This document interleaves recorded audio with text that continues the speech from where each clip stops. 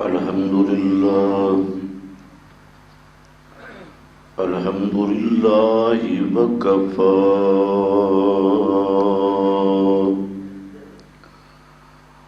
والصلاة والسلام على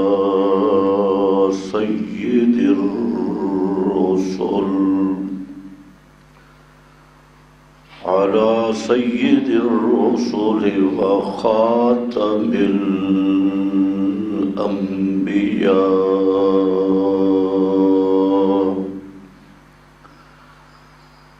أما بعد فأعوذ بالله من الشيطان الرجيم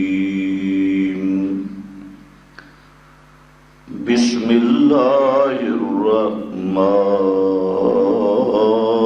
الرحيم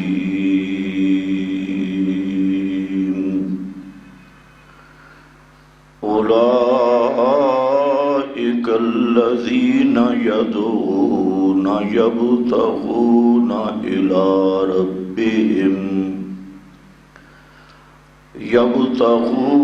إلى ربهم الوسيلة سبحان ربك رب العزة عما يصفون وسلام على المرسلين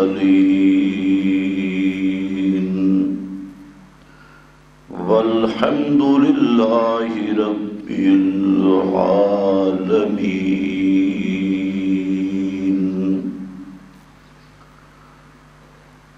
انتہائی قابل قدر بزرگوں اور بھائیوں، گزشتہ بیانات میں مسلسل دعوت محمد مصطفیٰ صلی اللہ علیہ وسلم پر گفتگو رہی ہے کہ نبی کریم صلی اللہ علیہ وسلم نے کس چیز کی دعوت دی اور کس نہج اور طرز پر دعوت دی، کیونکہ دعوت کے نام پر دنیا میں کئی قسم کے لوگ موجود ہیں جنہوں نے اپنا عنوان دعوت اور تبلیغ کا رکھا ہوا ہے۔ قادیانیت ان کے مذہب میں بھی دعوت و تبلیغ کے نام پر مستقل مبلغین، وکلاء اور داعی موجود ہیں۔ اسی طرح دیگر مذاہب میں بدھ مذہب ہے، ہندو مت ہے، عیسائیت ہے، یہودیت ہے، تو ہر مذہب کی بقا وہ دعوت سے ہوتی ہے، اور اس کو دنیا کے تمام مذاہب سمجھتے ہیں۔ اگر آپ مذاہب کی تاریخ دیکھیں تو جو مذہب بھی دنیا میں پھیلا وہ دعوت کے ذریعہ پھیلا۔ یہ الگ بات ہے کہ دعوت میں فرق ہے۔ تو نبی مکرم صلی اللہ علیہ وسلم کی دعوت بھی دنیا کے تمام مذاہب سے منفرد ہے، اور دعوت کا انداز بھی منفرد ہے، اور یہ ایک فطرتی اور نیچری بات ہے کہ مذہب، عقیدہ، یہ اس کو بقا اور جلا ملتی ہے، اشاعت ہوتی ہے تو خالص دعوت کے عنوان پر۔ تو میں نے آپ کے سامنے قرآن مقدس کی متعدد آیات پیش کی جو بعنوان قل، یعنی اس عنوان پر کہ قرآن حکیم نے نبی مکرم صلی اللہ علیہ وسلم سے اعلان کرنے کا حکم دیا کہ میرے پیغمبر اپنا پیغام، اپنا مشن، اس کو بیان کرو، اور اس بیان کرنے کے حکم کی تعبیر وہ لفظ کل سے آئی، اور یہی ہمارا عنوان مسلسل چلا رہا ہے۔ آج یہ سورہ بنی اسرائیل ہے، اور اس میں اسی لفظ کل کے ساتھ آیت نمبر 56 اور 57، 15 پارہ، اس میں نبی کریم علیہ السلام کی دعوت کا وہی انداز اسی زور کے ساتھ بیان کیا گیا۔ فرمایا قل، میرے پیغمبر اعلان کرو، ادعوا الذین زعمتم من دونہ، اے مشرکو پکار کر دیکھ لو ان کو، الذین زعمتم من دونہ، جن کو تم گمان کرتے ہو اللہ کے سوا مشکل کشا، حاجت روا، فلا یملکون کشف الضر عنکم ولا تحویلا، جن جن کو تم کہتے ہو یہ داتا ہیں، یہ مشکل کشا ہیں، یہ حاجت روا ہیں، ان کی حالت کیا ہے؟ فلا یملکون، وہ اختیار نہیں رکھتے، کشف الضر عنکم، کسی تکلیف کے دور کرنے کا تم سے، ولا تحویلا، اور نہ موڑ دینے کا، پھیر دینے کا۔ کشف الضر، ان میں اتنا اختیار نہیں کہ شدت سے خفت کی طرف بدلیں یا بالکل ختم کر دیں، ولا تحویلا، اور نہ آتی ہوئی مصیبت کو واپس پھیر سکتے ہیں، یعنی جو تم پہ مصیبت آنے والی ہے اس کو پھیر کر اس کا رخ کسی دوسرے کی طرف کر دے، یہ طاقت بھی نہیں۔ اب یہ انداز ذرا دیکھو، لوگ کہتے ہیں کسی کو مخاطب نہیں کرنا چاہیے، اگر مخاطب کرو گے تو لوگ بات نہیں سنیں گے۔ تو یہاں قل ادعوا الذین زعمتم من دون اللہ، اللہ نے فرمایا میرے پیغمبر آپ مشرکوں کو خطاب کر کے کہیں کہ اے مشرکو،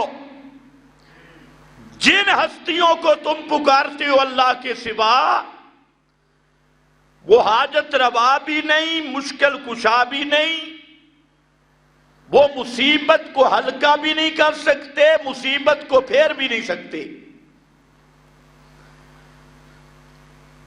آج اگر یہ مسئلہ ہو تو اس کو لوگ کیا کہتے ہیں؟ شدت ہو گئی ہے، سختی ہو گئی ہے۔ اس لیے انہوں نے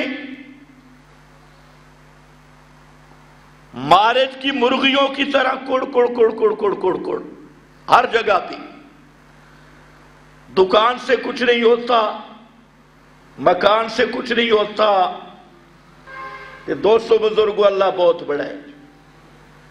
یہ دعوت نہیں، دعوت یہ ہے ادعوا الذین زعمتم من دونہ، جن کو تم اللہ کے سوا گمان کرتے ہو کہ یہ حاجت روا مشکل کشا ہے، ان کو ذرا پکارو، دل لگاؤ اور میری سن لو۔ فَلَا يَمْلِكُونَ كَشْفَ الضُّرِّ عَنْكُمْ وَلَا تَحْوِيلًا۔ اب اگلے جملے پہ ذرا غور کرنا، آیت نمبر 57، اس میں سارا مسئلہ حل ہوگا۔ جب بھی اس قسم کی آیات آتی ہے تو اہل بدعت، اہل شرک اپنی عوام کو ایک دھوکہ دیتی ہیں، ایک پٹی پڑھا دیتی ہے، یہ تو جی بتوں والی رہتی اور انبیاء پر چسپاں ہو رہی ہے، یہ رضا خانی ان کے ہاں یہ کوڈ ہے۔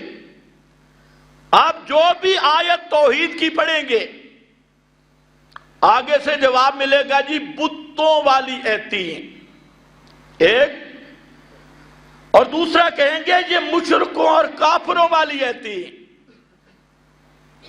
ہم پہ فٹ ہو رہی ہے، انطباق ہو رہا ہے۔ تو یاد رکھو یہ جو آیت ہے دنیا کا کوئی ملا یہاں بت مراد نہیں لے سکتا، پتھر مراد نہیں لے سکتا، حتیٰ کہ مفسرین حضرات نے جہاں پر تصریح کی کہ یہاں لیسو عبدت الاوثان اصنام، یہاں بت مراد ہی نہیں ہو سکتے، باقی جتنی آیات ہیں تو ان میں ضمناً بت بھی آ جاتی ہے، لیکن یہ آیت ہے کہ جہاں بت ہیں ہی نہیں، مراد نہیں ہو سکتے۔ اور اس نقطہ کو ذہن میں رکھ لو، لفظ بھی من دونہ ہی، اور مفسرین حضرات نے سب نے اس کی تشریح کی کہ جہاں پر کبھی بھی بت نہیں ہو سکتے، لا یلیق بالاصنام، البتہ امام راضی کہتے ہیں کہ یہ قطعی اور یقینی بات ہے کہ یہاں بت مراد ہی نہیں ہو سکتے۔ یہی بات روح المعانی نے لکھی، یہی بات ابن عطیہ نے اور سب مفسرین نے فرمایا کہ یہاں پر عبادت الاوثان یہ کبھی بھی مراد نہیں ہو سکتے۔ علامہ ابو اللیث السمرقندی اس نے بھی جہاں یہ آیت لکھی، یہاں اس آیت کی تشریح کی حضرت عبداللہ ابن عباس سے کہ یہ کون ہے؟ بت نہیں بلکہ الملائکہ والمسیح وعزیرن، فرشتے، حضرت عیسیٰ، حضرت عزیر، انبیاء، اولیاء، جن کو مشرک پکارتے ہیں وہ مرادیں۔ معلم التنزیل، ابن جریر، ابن ابی حاتم، تمام کے تمام مفسرین نے، حتیٰ کہ یہاں پر بریلوی حضرات کے علماء بھی ساری زندگی یہ کہتے رہے من دون اللہ سے مراد بت تھے اور بتوں والی ایتی ہیں، لیکن جب اس آیت پہ پہنچے نور العرفان مفتی احمد یار خان کی تفسیر، اس میں لکھتا ہے جیسے عیسیٰ، عزیر فرشتے اور مومن جنات، تو اس سے مراد بت نہیں، مفتی احمد یار خان۔ اسی طرح نعیم الدین مراد آبادی، یہ بھی اس طبقہ کا بڑا مفسر، خزائن العرفان، اس میں لکھتا ہے کہ حضرت عزیر، حضرت عیسیٰ وغیرہ وہ مراد ہیں، بت نہیں مراد۔ اسی طریقہ سے ضیاء القرآن پیر کرم شاہ الازہری، وہ بھی یہاں لکھنے پہ مجبور ہوا کہ من دون ہی، بت نہیں، حضرت عزیر، حضرت عیسیٰ۔ تو الغرض اس آیت کے تحت تمام اہل السنت مفسرین، ابن جریر، مدارک، ابو سعود، معالم التنزیل، المحرر الوجیز، سمرقندی، روح المعانی، حتیٰ کہ روح البیان، جتنی اہل سنت کی تفسیریں، خازن اور خطیب شربینی، السراج المنیر، سب کے سب تصریحاً لکھتے ہیں کہ اس آیت میں جو من دون ہی ہے، بت نہیں مراد۔ کون مراد ہے؟ انبیاء اور اولیاء۔ اس لیے مت کوئی اس دھوکے میں رہے کہ بت بت بت بت بت۔ یہ کوڈ ہر بدتی استعمال کرتا ہے، اور پہلے رضا خانی اور اب للڑ برادری، انہوں نے بھی شروع کر دیا ان ایتوں سے مراد جی بت تھے، پتھر کے بت، چاندی لکڑی کے بت۔ نہیں میرا بھائی، یہ تفسیروں کے حوالے میں نے اس لیے دے دیے کہ آج کل سب سے بڑا مسئلہ یہ ہے کہ لوگوں کے ذہن میں قرآن مقدس کی اہمیت ہی نہیں۔ ان کو اگر خالص قرآن سنایا جائے تو شیاطین نے ذہن یہ بنایا کہ وہ جی قرآن تو پڑھ رہا ہے لیکن معنی غلط کر رہا ہے۔ مراد وہ ہے ہمارے بزرگوں کے خلاف ہے، ہمارے اکابر کے خلاف ہے، یہ ایک ذہن ہے۔ تو ان کے لیے میں نے یہ حوالے دے دیے۔ جہاں تک مسئلہ ہے ہمارا، اور جو قرآن پر ایمان رکھتا ہے وہ اسی اگلا حصہ آیت کا دیکھے تو مسئلہ صاف ہو جائے گا۔ اب ذرا دیکھنا، فرمایا جن جن کو تم پکارتے ہو حاجتوں میں، مشکلوں میں، انبیاء کو، اولیاء کو، فرشتوں کو، پیروں کو، فقیروں کو، نیک اور بزرگ لوگوں کو، جن کو تم پکارتے ہو، ان کی اپنی حالت کیا تھی؟ اولئک الذین یدعون یبتغون الی ربہم الوسیلہ، وہ تو ساری زندگی خود اپنی حاجتوں میں، اپنی مشکلات میں صرف اللہ کی پکار کرتے رہے۔ جن کو تم پکار رہے ہو، اب ذرا اسی آیت کو دیکھ لینا، یہ بت اللہ کی پکار کرتے رہے حاجتوں اور مشکلات میں۔ یدعون، فرمایا جن جن کو تم پکار رہے ہو، حضرت عزیر، حضرت ابراہیم، حضرت بی بی مریم، حضرت عیسیٰ، وہ تو پوری زندگی کس کو پکارتے رہے؟ یدعون ویبتغون الی ربہم الوسیلہ۔ یہ آیت سمجھو، یدعون ویبتغون، واو جو ہے مولویوں کو اسی واو نے خراب کیا، اور جو ہوتی ہے ان پڑھ ملا، نہ امیر پڑھی یا چند قاعدے پڑھے، تو انہوں نے دیکھ لیا جی واو آ گئی اور عطف ہوتا ہے غیریت کے لیے، غیریت کے لیے تغایر ہوتا ہے، لیکن بات سمجھی کوئی بھی نہیں، تو اسی سے ان کو دھوکہ لگ گیا۔ جہاں پر بھی سمجھنا، واو کے عرب کی لغت میں کئی معنی ہیں۔ واو عاطفہ تغایر کے لیے ضرور آتی ہے، لیکن وہ تغایر فی الذات ضروری نہیں، کبھی تغایر فی الوصف ہوتا ہے، کبھی تغایر فی المصداق ہوتا ہے، کبھی وہ واو تفسیریہ ہوتی ہے، اور واو تفسیریہ بمعنی یعنی اس کے معنی میں ہوتی ہے جو پچھلے والی بات ہے اسی کی تفسیر بنتی ہے وہ واو، اور کبھی عطف الخاص علی العام ہوتا ہے، لیکن اتنے لمبے چکروں میں مولوی کیسے پڑھے؟ کوئی ایک سیٹ کرو تو ہو جائے گا، جو تین کرو گے نہیں ہوگا۔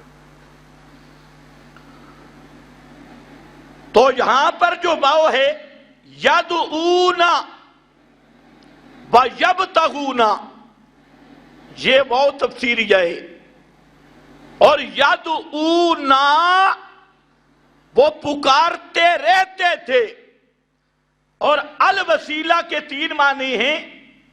یہاں الوسیلہ کا معنی ہے الحاجہ۔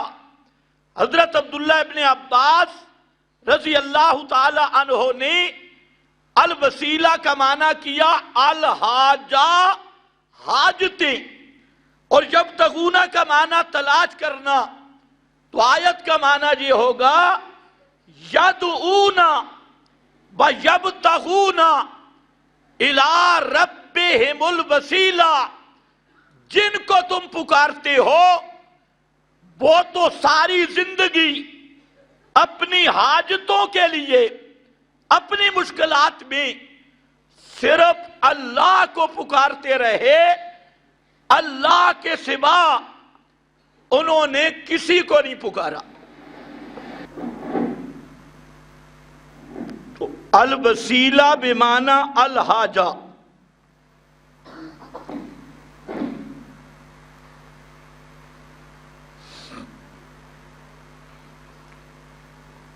یدعون یبتغون الی ربہم الوسیلہ ایہم اقرب، جون سا ان کا زیادہ قریب ہے اللہ کے، مقرب ہے، وہ اپنی حاجات اور مشکلات میں صرف اللہ کو پکارتا رہا، یہ ان کی اپنی حالت ہے۔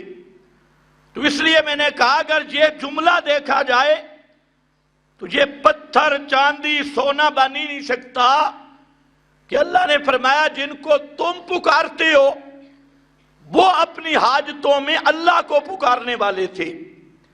یہاں ایک تھوڑی سی بات سمجھے، قرآن پاک میں دو مقام ایسے ہیں جہاں وسیلہ کا لفظ آیا ہے۔ ایک یہ مقام سورہ بنی اسرائیل آیت نمبر 57، اور دوسرا ایک مقام ہے سورۃ المائدہ آیت نمبر 35۔ اس میں فرمایا یا ایھا الذین آمنو، اے ایمان والو، اتقوا اللہ، اللہ سے ڈرتے رہو، وابتغوا الیہ الوسیلہ، اور تلاش کرو اس کی طرف وسیلہ، وابتغوا الیہ الوسیلہ وجاہدوا فی سبیلہ۔ وہاں آیا لفظ الوسیلہ، اور میں نے ترجمہ کیا جو عام طور پہ بدعتی حضرات ترجمہ کرتے ہیں، ان کے مطابق کہ جہاں سے وہ کہتی ہیں، اب عام کو جو دھوکہ دیا جاتا ہے، دیکھو جی اللہ نے فرمایا ایمان والو اللہ سے ڈرو، اتقوا اللہ وابتغوا الیہ الوسیلہ، اور اللہ کی طرف وسیلہ تلاش کرو۔ تو اب وہ وسیلہ کیا ہے؟ اب یہاں سے وہ پوری سیڑھی شروع ہو گئی کہ چھت پہ چڑھنا ہو سیڑھی کی ضرورت ہوتی ہے، وکیل کو ملنا ہو، جج کو ملنا ہو، وکیل کی ضرورت ہوتی ہے۔ تو مولویوں نے اس آیت کو تخت مشق بنایا سورۃ المائدہ کی۔ تو یاد رکھ لو، پہلے تو یہ ذرا سوچو یہ آیت کس پہ اتری؟ محمد مصطفیٰ پہ صلی اللہ علیہ وسلم۔ اور جب آپ نے بیان کیا، اور میں مولویوں والا ترجمہ کر رہا ہوں جو اہل بدعت کرتے ہیں کہ اللہ کی طرف وسیلہ تلاش کرو، تو کیا اس وقت آپ معاذ اللہ گم ہو گئے تھے؟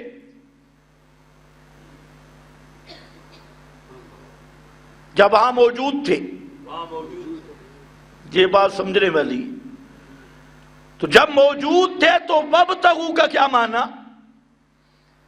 جب محمد مصطفیٰ خود اس آیت کو بیان کر رہے ہیں وابتغوا، تلاش کرو، اور آپ وہاں موجود ہیں، تو معلوم ہوتا ہے کسی ذات کا جہاں وسیلہ نہیں۔ اگر کسی ذات کا وسیلہ ہوتا تو آپ کے ہوتے ہوئے وابتغوا کا کیا معنی؟ آپ خود سنا رہے ہیں کہ ایمان والو اللہ سے ڈرو اور وسیلہ تلاش کرو، تو آپ تو وہاں موجود ہیں، تو تلاش کس چیز کو کرو؟ تو یہ وابتغوا کا لفظ بتا رہا ہے کہ یہاں وسیلہ محمد مصطفیٰ کی ذات بھی مراد نہیں، آپ تو وہاں موجود ہیں، اور پھر حکم ہے وابتغوا، وسیلہ تلاش کرو۔ تو جب اس آیت سے مراد حضرت محمد مصطفیٰ صلی اللہ علیہ وسلم بھی نہیں، تو دوسرا پیر فقیر زندہ مردہ وہ مراد کس طرح ہو سکتا ہے؟ تو اس لیے ذرا ذہن میں یہ بات رکھ لیں کہ الوسیلہ سے مراد کیا ہے؟ وابتغوا الیہ الوسیلہ، الوسیلہ کے دو معنی یہاں مفسرین نے کیے۔ ایک معنی یہ کیا تمام کے تمام مفسرین نے کہ یہاں وسیلہ سے مراد فعل الطاعات و ترک المعاصی، وسیلہ سے مراد یہ ہے کہ اللہ نے جن چیزوں کا حکم دیا کرنے کا وہ کام کرو، اور جن کے بارے میں اللہ نے منع کیا کہ یہ نہ کرو اس سے بچ جاؤ، یہ ہے وسیلہ۔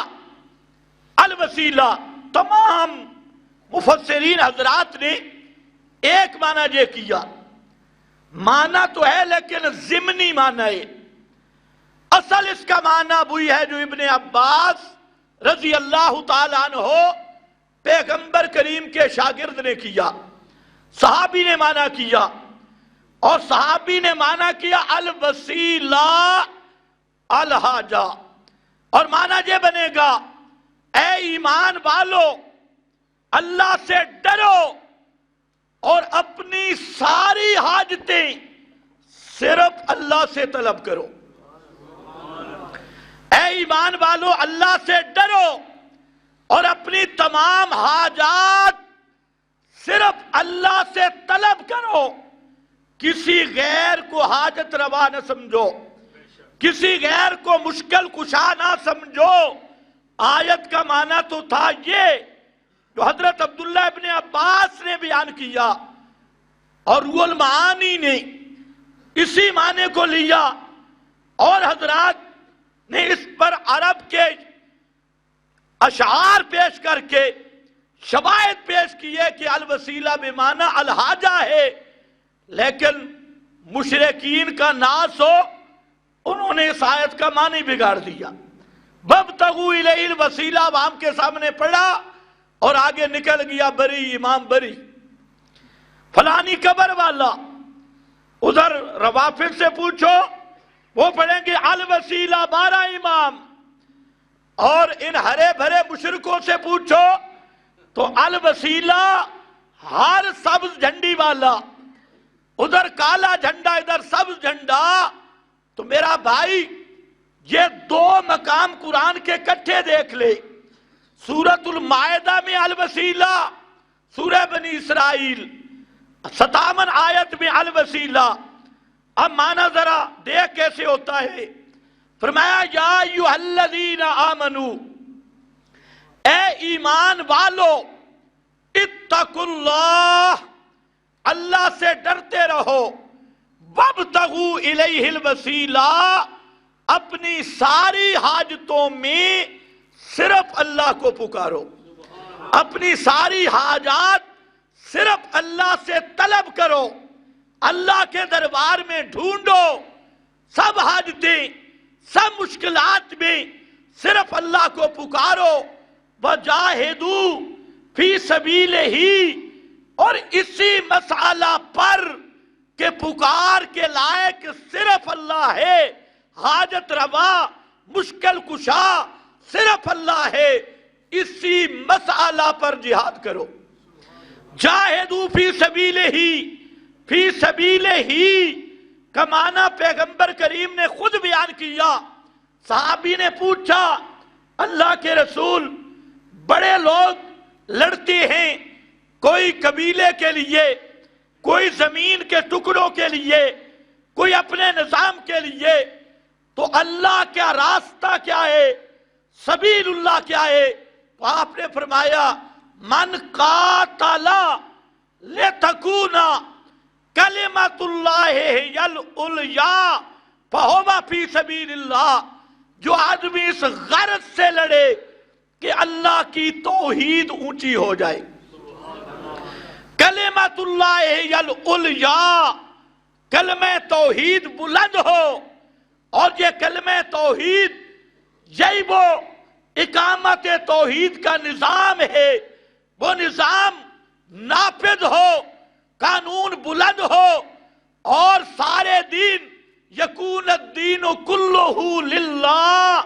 فرمایا قاتلوا حتی لا تکون فتنہ، اس وقت تک جہاد کرتے رہو۔ اور جہاں لفظ کیا ہے قاتلوا، کیونکہ صرف جہاد کے لفظ میں بھی یہاں لوگوں نے ڈنڈی ماری ہے۔ جہاں جہاد کا لفظ آیا تو انہوں نے کہا بھئی جہاد سے مراد ہے آلووں کو ذبح کرنا، مٹر کھانا، اور بسترے اٹھا کے ریونڈ میں مقیم ہو جانا، یہ جہاد ہے۔ یہ جہاد نہیں، اللہ نے جہاں جاہدو کے ساتھ قاتلو حتی لا تکون فتنہ، اس وقت تک قتال کرو، قتال۔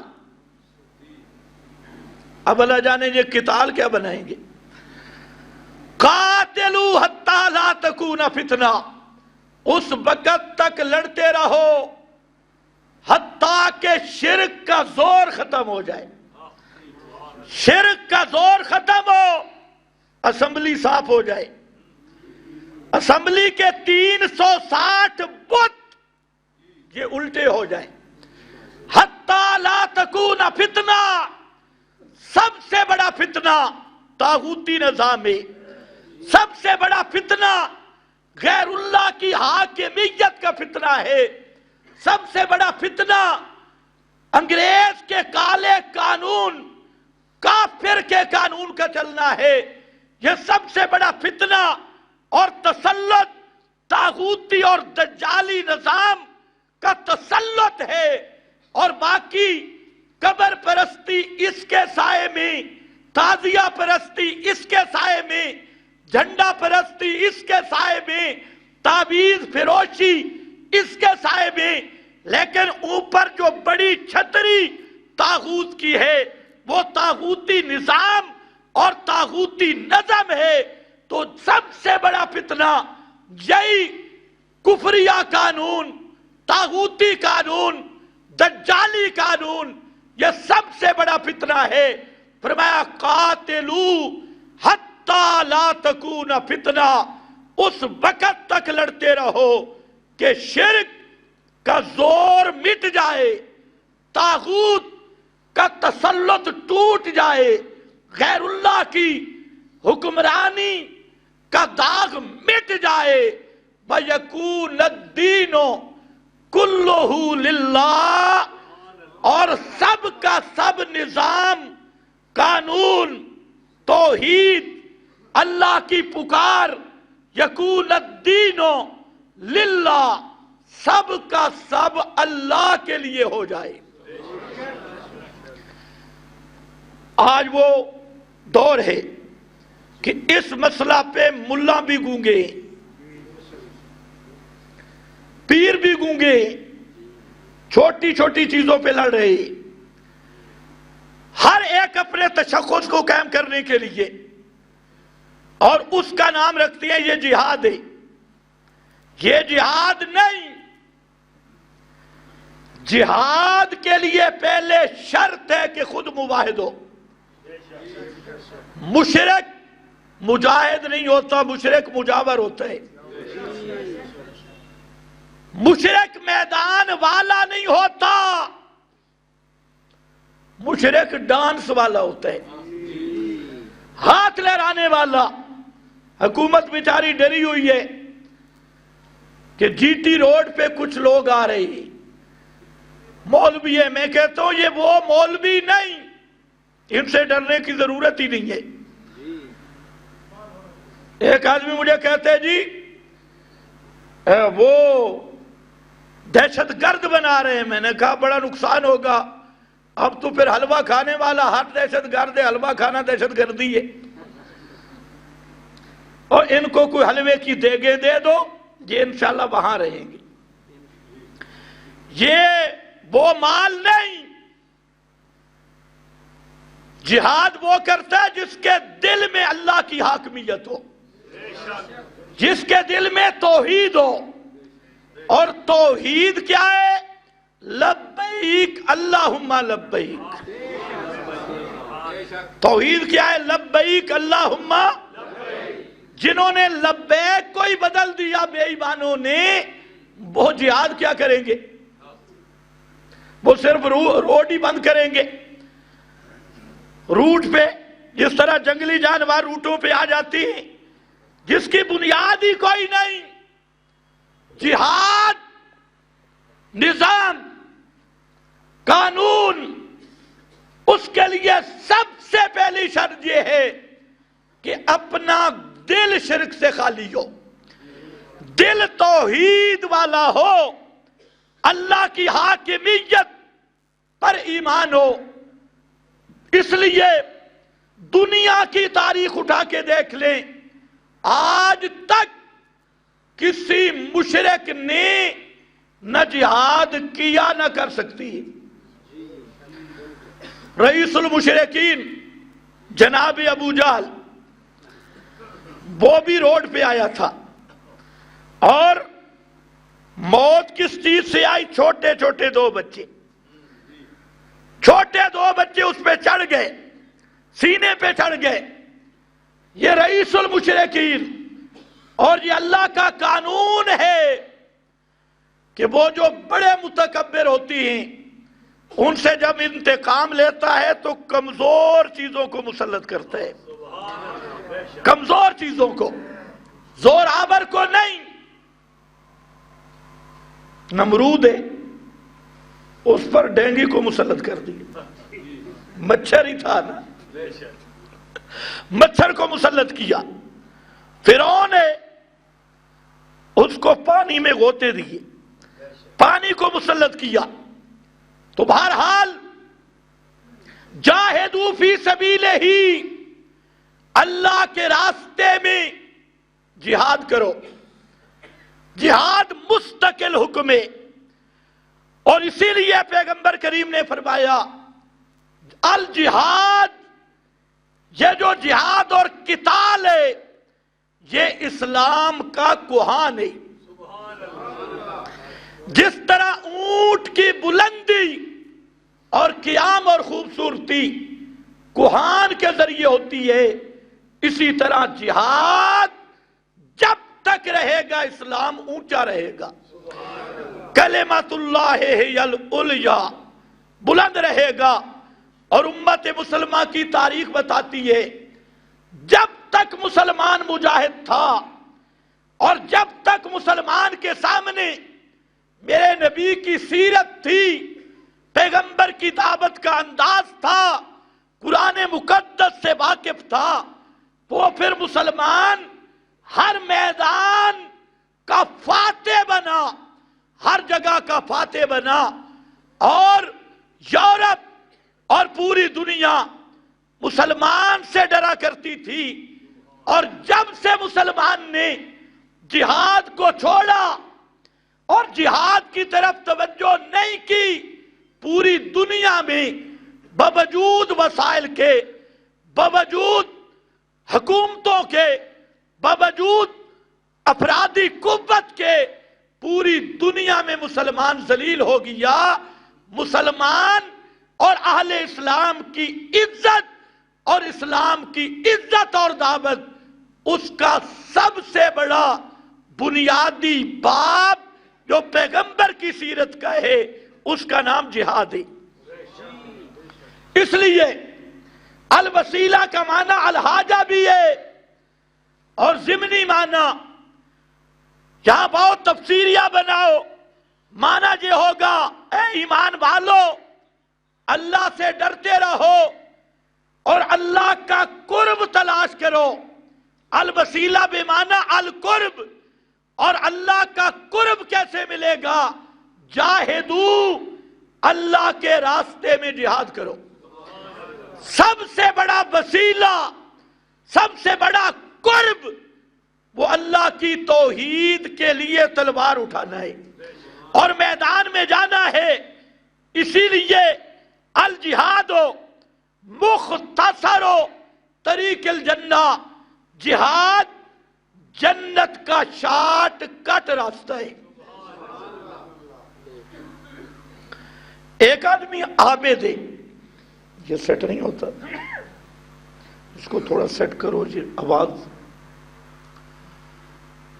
گلا گھونٹ رہا ہے۔ ایک آدمی عابد ہے، 100 سال تک عبادت کی، اس کے لیے کوئی گارنٹی نہیں کہ اس کی نجات کب ہوگی۔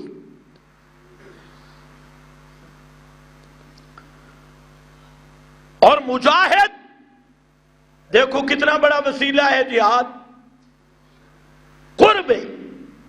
پیغمبر کریم نے فرمایا کہ خون کا پہلا قطرہ زمین پہ گرتا ہے اور اس مجاہد کی بخشش ہو جاتی ہے۔ بڑا مختصر راستہ۔ صحابی پوچھتا ہے، حدیث میں ایک کالے رنگ والا، چھوٹی آنکھوں والا آدمی پیغمبر کریم کے سامنے آیا اور کہتے اللہ کے محبوب میری شکل اتنی اچھی نہیں، لیکن مجھے بتاؤ لئن آنا قتلت این آنا، اگر میں قتل ہو جاؤں جہاد میں این آنا تو میں کہاں ہوں گا؟ توجہ ہے؟ تھوڑا توجہ کرو تاکہ دماغ بھی صاف ہو۔ صحابی پوچھ رہا ہے اگر میں قتل ہو گیا تو کہاں ہوں گا؟ این آنا، کہاں ہوں گا؟ پیغمبر نے فرمایا فی الجنہ، تو قتل ہوا، قتل ہوتے ہی جنت میں پہنچ جائے گا۔ اس نے اپنی کھجوریں ہاتھ میں تھی وہاں پھینک دی، اس نے کہا یا رسول اللہ یہ کسی اور کو دے دو، میں تو جنت میں جا کے کھاؤں گا۔ یہ ایمان تھا۔ لئن انا قتلت، اور پیغمبر کریم نے فرمایا آپ کو پتہ نہیں میری بولی سمجھ بھی آ رہی ہے کہ نہیں؟ پہلا معنی میں نے الوسیلہ کا کیا الحاجہ، دوسرا معنی ہے قرب، اللہ کا قرب۔ وہ اللہ کا قرب کیا ہے؟ سب سے بڑا وسیلہ وہ ہے اللہ کے راستے میں جہاد کرنا، قتال کرنا، یہ مقرب اللہ ہے۔ اس پہ میں عرض کر رہا ہوں، بخاری میں حدیث ہے، فرمایا ما من عبد یموت، کوئی آدمی بھی مرتا نہیں، الا ولہ خیر عند اللہ، مگر اس کے لیے اللہ کے ہاں بھلائی ہو۔ جتنا بڑا عابد، جتنا نیک ولی اللہ، وہ جب مرتا ہے اس کے لیے آگے بھلائی ہے، نیک اعمال ہیں۔ فرمایا کوئی بھی ان یرجع الی الدنیا لما یرا من فضل الکرامت والشہادہ، فرمایا الا الشہید، کوئی بھی آدمی جو مرتا ہے اس کے لیے بھلائی ہوتی ہے، وہ دنیا میں نہیں آنا چاہتا۔ لا یتمنا ان یرجع الی الدنیا، متعدد احادیث ہیں، الا الشہید، مگر صرف ایک شہید ہوتا ہے، وہ جب جنت میں پہنچتا ہے، لما یرا من فضل الشہادت والکرامہ، جب وہ شہادت کا رتبہ اور فضل دیکھتا ہے، وہ عرض کرتا ہے ان ترد ارواحنا فی اجسادنا، وہ یہ درخواست کرتا ہے کہ اللہ ہماری روحوں کو ہمارے جسموں میں واپس کر دے۔ کیوں؟ کھانے کے لیے؟ نقتل فی سبیلک مرۃ اخری، جو بوقت شہادت لذت آئی وہ لذت تیری جنت میں بھی نہیں ہے، ہم وہاں جانا چاہتے ہیں تاکہ پھر شہید ہوں۔ اور بعض روایات میں ہے 7 مرات، 7 مرتبہ شہید ہوں، بار بار شہید ہوں۔ تو یہ ہے جاہدوا فی سبیلہ ہی۔ اور اس سے مسئلہ کیا پتا چل رہا؟ شہید کی زندگی زمین کے نیچے ہے یا جنت میں ہے؟ میں حیران ہوں کہ یہ للڑ کمپنی، ان کو یہ صحیح حدیث سے بالکل نہیں راس آتی۔ یہ تو پیغمبر کا فرمان بخاری مسلم میں ہے، حضرت حارثہ کی امی ہے، بخاری شریف۔ نبی کریم علیہ السلام کے پاس آئی، عرض کی اللہ کے رسول صلی اللہ علیہ وسلم، میرا حارثہ بیٹا وہ قتل ہو گیا، اور اس کے بارے میں لوگ باتیں کر رہے ہیں کہ اس کو سام غرب پہنچا، اجنبی تیر، وہ اللہ جانے اپنوں کا تھا یا دوسروں کا، وہ تیر پہچانا نہیں گیا، اجنبی تیر۔ اگر کافروں کا تیر تھا تو ظاہر بات ہے وہ شہید ہوگا، اور شہید ہوگا تو جنت میں ہوگا۔ اس لیے عرض کرتی ہے ان کان فی الجنت صبر، تو اگر اس کی شہادت قبول ہے تو وہ جنت میں ہوگا، میں صبر کروں گی۔ پیغمبر کے زمانے میں یہ مسئلہ تو عورتوں کو بھی آتا تھا، جو آج کل کے شیخ الحدیث کو نہیں آتا، مفتی شیب کو نہیں آتا، وہ ادھر چوکے چناچے کر رہا ہے۔ اور پیغمبر کیا فرماتے، وہ عورت کیا کہتی، ام حارثہ، ان کان فی الجنت صبرت، اور ان کان غیر ذالک، اگر وہ اس کے علاوہ کوئی مسئلہ ہے پھر دیکھو میں کیا کرتی ہوں۔ اب ذرا جواب سننا، یہ بخاری ہے۔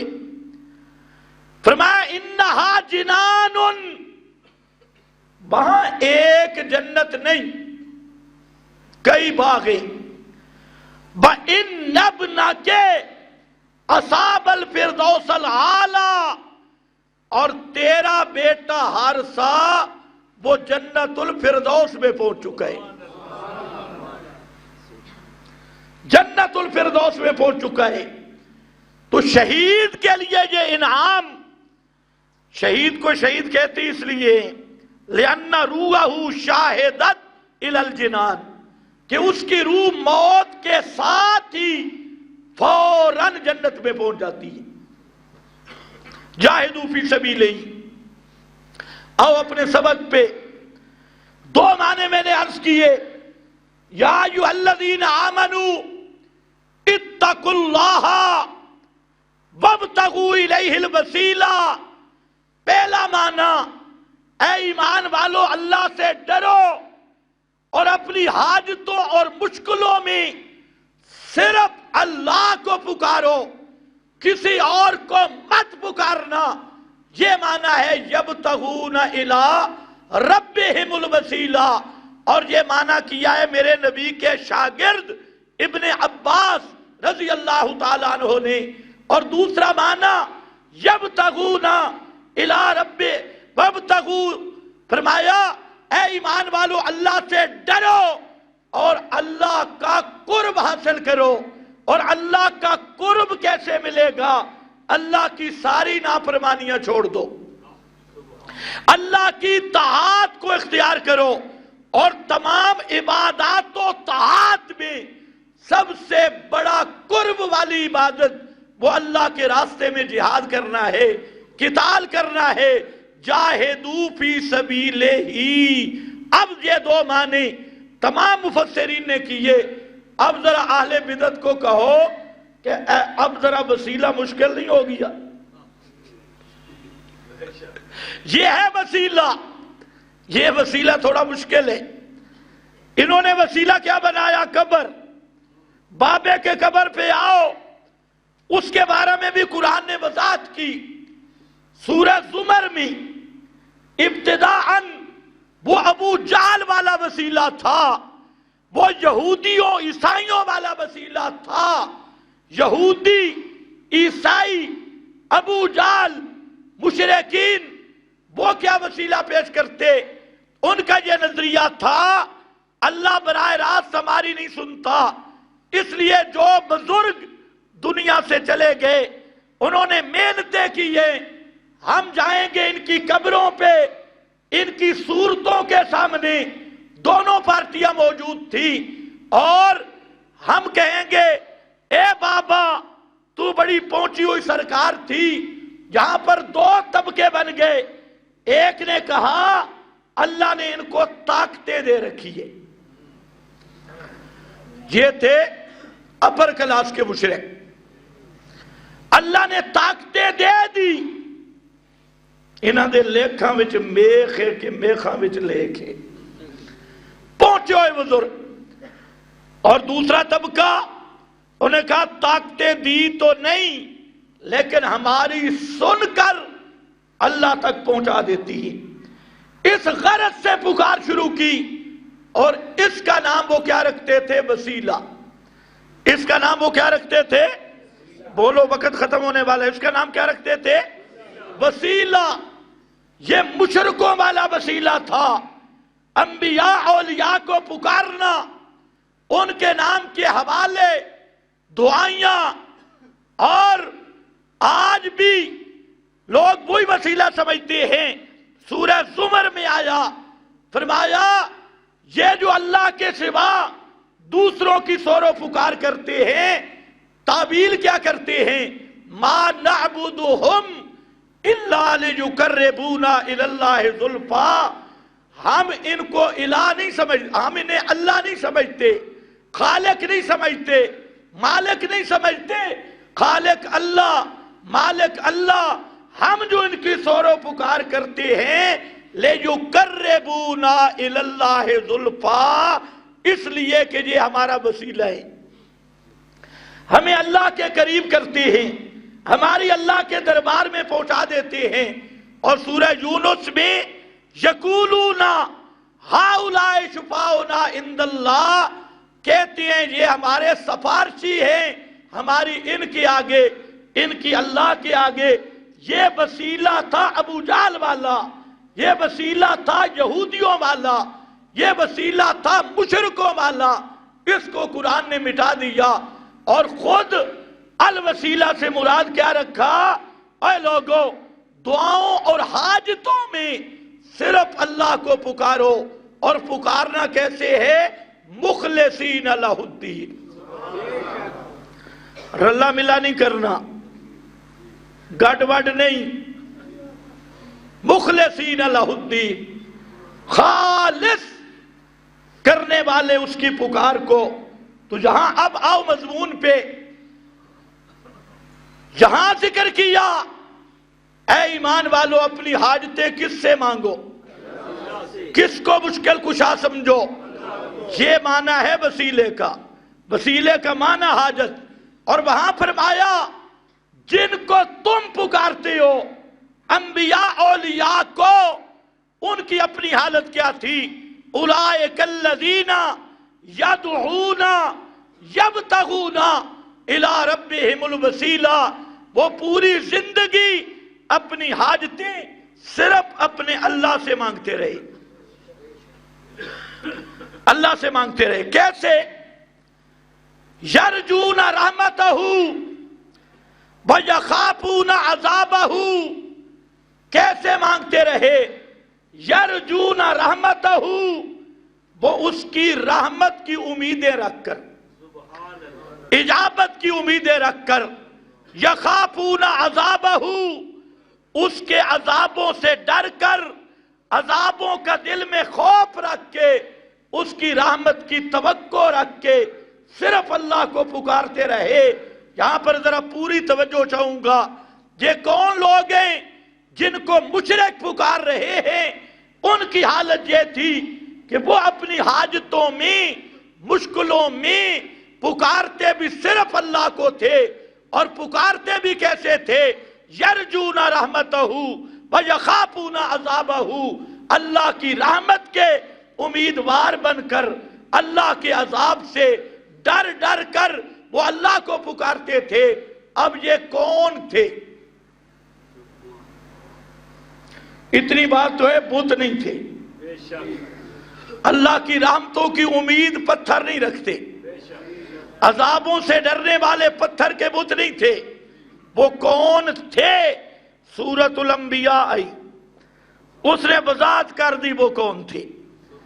یہ کون تھے؟ اب ذرا دونوں لفظوں کو دیکھنا، یرجون رحمتہ ویخافون عذابہ، فرمایا سب انبیاء کا تذکرہ کر کے اولئک الذین یسارعون فی الخیرات، یہ انبیاء کا طبقہ، یہ سب نیکیوں میں دوڑا کرتے تھے، ان کی دوڑ تھی فی الخیرات، نیکی کے کاموں میں۔ اور اگلا جملہ دیکھنا ہے، یدعوننا رغبا ورہبا، یدعوننا یرجون رحمتہ ویخافون عذابہ، یدعوننا رغبا ورہبا، یہ تھے ہمیں پکارا کرتے تھے اپنی حاجات اور مشکلات میں۔ کیسے؟ یدعوننا، ہمارے علاوہ کسی کی پکار نہیں کی، اور پکارتے بھی کیسے تھے؟ رغبا ورہبا، میری رحمت کی امید رکھ کے اور میرے عذاب سے ڈر ڈر کے۔ اب سورۃ الانبیاء نے وہ مسئلہ کھول دیا کہ یہ کون لوگ تھے؟ یرجون رحمتہ ویخافون عذابہ، تو حاصل یہ نکلا کہ سب انبیاء، یہ ہے دعوت محمد مصطفیٰ صلی اللہ علیہ وسلم، اور دعوت کا عنوان آ گیا، اے کائنات والو اپنی حاجتوں اور مشکلوں میں اس طرح اپنے رب کو پکارو جس طرح 7 لاکھ نبیوں نے اپنی حاجتوں اور مشکلات میں صرف اللہ کو پکارا، صرف رب کو پکارا۔ اب یہ خلاصہ نکلا، اور اسی طرز پہ، اسی عقیدہ سے، اسی ایمان سے پھر سورۃ الانبیاء میں اللہ نے 4 انبیاء کا تذکرہ کیا کہ وہ پکارتے کیسے تھے۔ 4 نبیوں کی دعائیں یہ تو اجمالاً ذکر کر دیا یدعوننا رغبا ورہبا. اب وہ 4 انبیاء، فرمایا دیکھو میرا زکریا پیغمبر، دیکھو میرا نوح پیغمبر، دیکھو میرا یونس پیغمبر، دیکھو میرا ایوب پیغمبر، یہ 4 نبیوں کا یہی پکار یدعوننا والی الگ الگ بیان کی اور یہی سبق دیا. کائنات والو، حضرت زکریا کو اولاد کی ضرورت پڑ گئی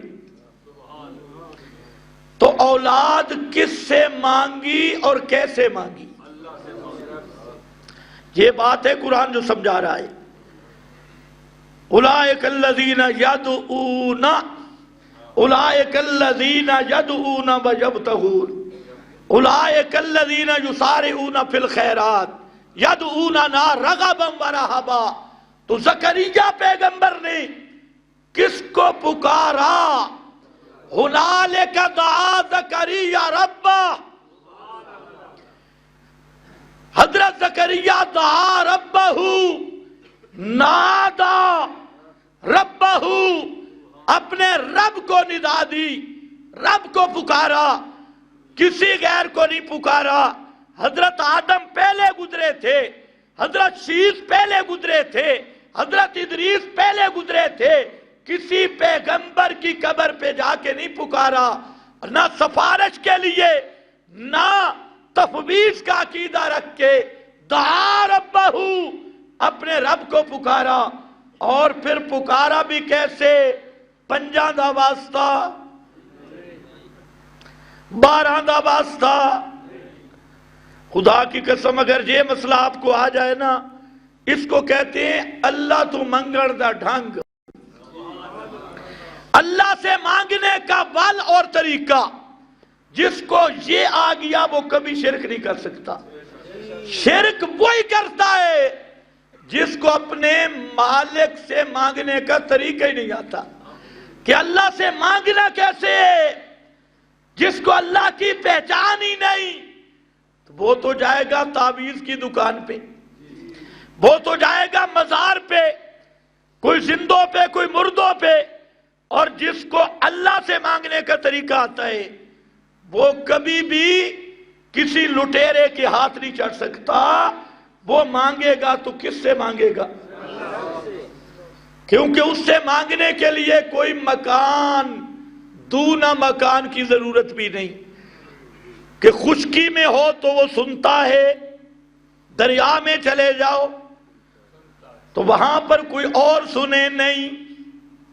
ساری کائنات جہاں جہاں جیسے جیسے جس آواز میں، جس بولی میں اس کو پکارتی ہے، وہ ہر ایک کی برابر سنتا بھی ہے اور جھولی بھر سکتا بھی ہے. اور تجھے اولاد کی ضرورت ہو کیا کرتا ہے؟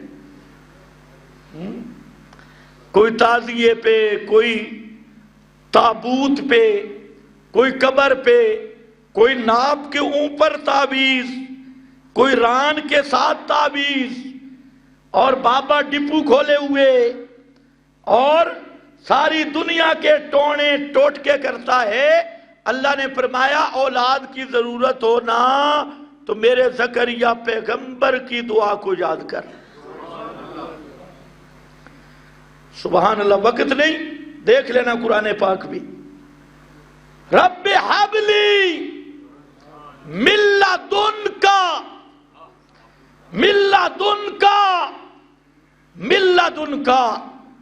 حبلی. ہیبہ کہتے ہیں ایسا عطیہ جس کا عوض کوئی نہ ہو، بدلہ کوئی نہ ہو. حبلی، اے میرے اللہ میرے کول کوئی شے نہیں، تو آپ مہربانی کر. حبلی، میرے پاس عوض نہیں. حب، تو ہیبہ چا کر. تو پھر آگے من لدنکا، بلا توسط اسباب. اللہ میرے اسباب بھی ختم ہو گئے، میرے اسباب بھی نہیں. دیکھ لے میری حالت، انی وہن العظم منی واشتعل الراس شیبا، میرا موسم بھی گزر گیا، میرا سر بھی بڑھاپے کی وجہ سے چمک رہا ہے، میری ہڈیاں بھی کمزور ہو گئی، وامراتی عاقر، اور میری بیوی تو جوانی سے بانجھے، اب تو بوڑھی ہو گئی، اس جوانی سے بانجھے عاقر ہے، اس کے باوجود من لدن کا اسباب میرے ختم ہو گئے، تیرا کام تو شروع ہوتا ہے ما فوق الاسباب، من لدن کا۔ اللہ نے فرمایا صرف بیٹا نہیں، فاستجبنا، فاستجبنا علماء جانتی ہے سین تا آتا ہے استجابت اور چاہت کے لیے، طلب کے لیے، اور جہاں اللہ مخلوق کی طلبوں سے پاک ہے، لیسا کمثلہ شیء، معنی یہ بنتا ہے ہم نے حضرت زکریا کی دعا بڑے شوق سے قبول کی، بڑے ذوق سے قبول کی، فاستجبنا لہو، اور صرف بیٹا نہیں دیا، جیسا مانگا تھا ویسے دیا۔ حضرت زکریا نے صرف بیٹا نہیں مانگا تھا، تو بھی صرف بیٹا نہ مانگا کر، کیونکہ صرف بیٹا تو عمران خان جیسا پیدا ہوگا، جب بہت نیک ہوا تو نواز شریف بن جائے گا، جو اور صوفی ہوا تو شیخ رشید بن جائے گا، ایسے بیٹوں سے اللہ بے اولاد رکھے تو بہتر ہے۔ تو حضرت زکریا نے صرف بیٹا نہیں مانگا، کیسا بیٹے مانگا؟ یار سونی، اللہ ایسا بیٹا دے جو میرے مشن کو سنبھال سکے، یار سونی میری دعوت کا وارث بنے، میرے مشن کا وارث بنے، اللہ مولویوں کو بھی نالائق صاحبزادوں سے محفوظ رکھے۔ جتنا دین پہ سوال آئے صاحبزادگان کی وجہ سے، اکثر جماعتیں تباہ ہوئی، ایک کون ہے جی؟ یہ صاحبزادے۔ اور آپ اگر بدھ مذہب کی تاریخ پڑھے تو اس میں یہ اصل برہمن، ان سے یہ روٹین چلی صاحبزادگی والی، کہ جیسا جاہل ان پڑھ یہ کون ہے؟ یہ جماندرو پیرے، مادرزاد پیرے، ہے بالکل الو کا الو جاہل، وہ کیا بن گیا؟ جانشین صاحبزادگان، اعوذ باللہ من گاڑی بان و تانگا بان و صاحبزادگان حاضر زمان، یہ ہوتے ہیں خلف من بعدہم خلف۔ حضرت زکریا ایسے نہیں مانگتا اللہ مجھے بیٹا دے، کیا کہتے ہیں؟ بیٹا کیسے ہو؟ یار سونی بیٹا ایسا ہو جو میرے مشن کا وارث بنے، مشن کو سنبھالے، صرف صاحبزادہ نہیں، صرف نبی زادہ نہیں، صرف شیخ زادہ نہیں، صرف صاحب زادہ نہیں، یہ زادہ انہوں نے سب کچھ زاد کر دیا، ضائع کر دیا۔ اس لیے یار سونی اللہ نے فرمایا میرے پیغمبر بیٹا دوں گا، اسمہ یحییٰ، جس کا نام ہی یہ ہوگا الذی یحیی التوحید۔ یحییٰ کا معنی الذی یحیی التوحید، بیٹا ایسا جو توحید کو زندہ رکھے گا، تیرے مشن کو زندہ رکھے گا، اسمہ یحییٰ۔ لیکن بات کیا نکلی؟ حضرت زکریا نے پکارا اللہ کو، تمہیں بھی اولاد کی ضرورت ہو تو گولڑے جانے کی ضرورت نہیں، بری جانے کی ضرورت نہیں، کس کو پکارنا ہے؟ صرف اللہ کو، اور حوالے دھمکیاں دینے کی بھی ضرورت نہیں، 5 کا واسطہ تھے 12 کا نہیں، اللہ کو پکارتے مخلصین لہ الدین۔ حضرت ایوب بیمارے 18 سال یا 24 سال، اور بیماری ایسی کہ پورا علاقہ چھوڑ گیا۔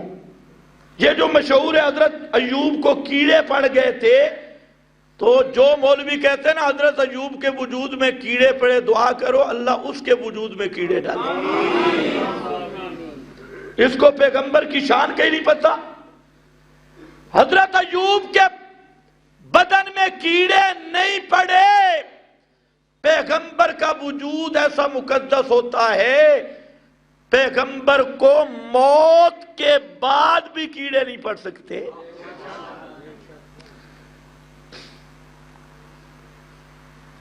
حضرت سلیمان کا نہیں دیکھا؟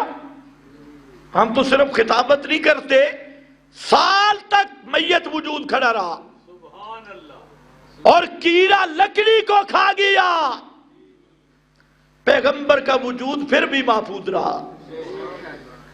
پیغمبر کا وجود ایسا مقدس، ایسا مطہر ہوتا ہے جس کی حقیقت ابو بکر صدیق نے بیان کی، طبت حیا و میتا۔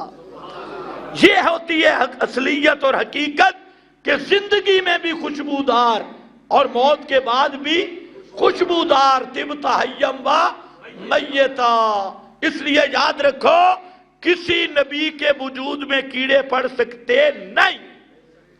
اللہ ہر نبی کو ایسی بیماری سے محفوظ رکھتا ہے جس سے لوگوں کو گھن آئے، تحقیر ہو، ہر ایسے عیب سے پیغمبر کو اللہ پاک رکھتا ہے۔ بیماری تھی، کیا تھی؟ اللہ نے نہیں بتلائی، پیغمبر نے نہیں بتلائی، تو تمہیں وضاحت کرنے کی کیا ضرورت ہے؟ حضرت عبداللہ ابن عباس فرماتی ہیں جو چیز اللہ رسول بیان نہ کرے تم بھی آگے ٹانگ اڑانے کی کوشش نہ کرو۔ ابہمو ما ابہم اللہ و رسولہ، بیمار ہو گئے، بیماری بڑھ گئی، پہلے انبیاء کی قبریں بھی تھی، آج تو تعویذوں پہ لکھتے ہیں یا جبریل یا میکائیل یا اسرافیل، پھر کہتے ہیں ہمیں کافر نہ کہو۔ بھئی ہم نہیں کہیں گے لیکن ہو تو صحیح، ہمارے نہ کہنے سے تم مسلمان بن جاؤ گے؟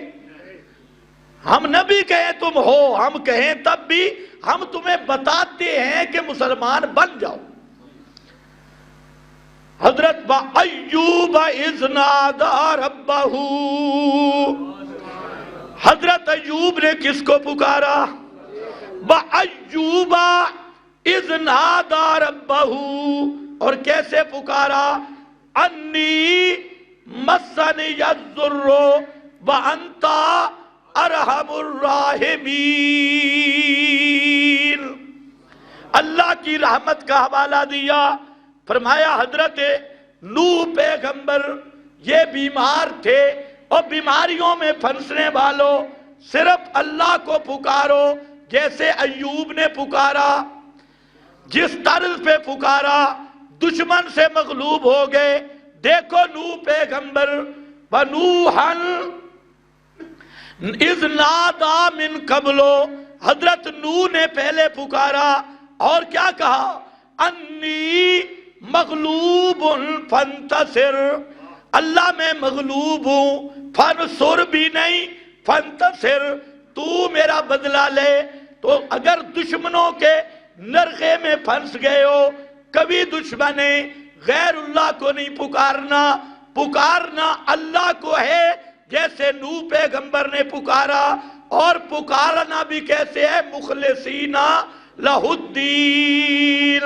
اور اگر کسی قید خانے، کسی اندھیروں اور قید خانوں میں پھنس گئے ہو، اسی سورہ انبیاء میں فرمایا فنادا فی الظلمات، یونس پیغمبر مچھلی کے پیٹ کے اندھیروں میں کیا پکارتا ہے؟ نادا فی الظلمات اللہ الہ الا انت سبحانک انی کنت من الظالمین۔ یہ تھا مطلب یدعوننا رغبا ورہبا وکانوا لنا خاشعین۔ ہمارا سالانہ اجتماع وہ پنج پیر میں شروع ہو چکا ہے، اور جیسا کہ بہت سارے ساتھی الحمدللہ وہاں پہنچ گئے، تو آپ بھی جمعہ کے بعد کوشش کریں، میں بھی انشاءاللہ جمعہ کے بعد پنج پیر جاؤں گا اور رات کو وہاں پر بیان ہوگا، اور آپ سب حضرات کوشش کریں اس اجتماع میں علماء کے بیانات سننے کی، جتنے جماعتی ساتھی ہیں دوسروں کو بھی لے جائیں۔ یہ اجتماع ہے خالص کتاب و سنت کے بیان کا اور توحید و سنت کے بیان کا، تو آپ بھی سے روزہ پنج پیر لگا کے آ جائیں۔ ایک روز گزر گیا، 3 روز باقی ہیں، اتوار 2 بجے تک اجتماع جاری رہے گا، تو سب ساتھیوں سے یہی گزارش ہے کہ آپ اس اجتماع میں جائیں، اور اللہ تعالیٰ آپ کو توفیق دے علماء کے بیان سننے کی۔ آج سوال و جواب کی نشست نہیں ہوگی۔ بآخر دعوانا ان الحمد